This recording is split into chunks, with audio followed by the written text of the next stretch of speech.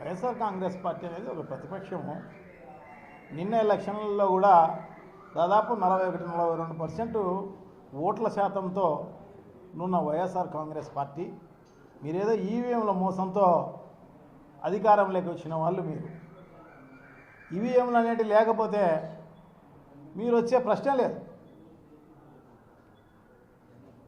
So ఆ రకంగా మనం వచ్చి క్వశ్చన్ చేసే వాళ్ళు ఉండకూడదంటే, ప్రతిపక్షాలు ఉండేదే ప్రజల సమస్యలను ప్రభుత్వ దృష్టికి తీసుకొచ్చేదానికి, ప్రజల దృష్టికి తీసుకొచ్చేదానికి, అవకాశం ఉన్న మేరకు ప్రజలందరికీ మేలు జరగాలి అని చెప్పేసి ఉద్దేశంతో క్వశ్చన్ చేసే కార్యక్రమం చేస్తారు, మిమ్మల్ని అదిలించే కార్యక్రమం చేస్తారు. మేమంతా కూడా గట్టిగా పోరాడినందువల్లనే ఈరోజు తల్లికి వందనం అనేది అంతో ఇంతో వచ్చిందంటే డెఫినెట్గా మా పోరాటం వల్లనే.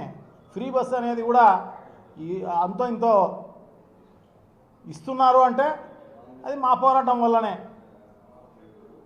మీరు స్వచ్ఛందంగా ఇచ్చిందే పెన్షన్లు తప్ప, మీరు మా పోరాటం వల్ల మీరు ఇచ్చినారు తప్ప వేరే ఏం లేదు. సో దాన్ని క్వశ్చన్ చేయకూడదు, ఇంకోటి చేయకూడదు. క్వశ్చన్ చేసిన వాళ్ళను దొంగ కేసులు పెట్టాలి, వాళ్ళను హింసించాలి, ఇది తప్ప వేరే ఆలోచనే లేదు.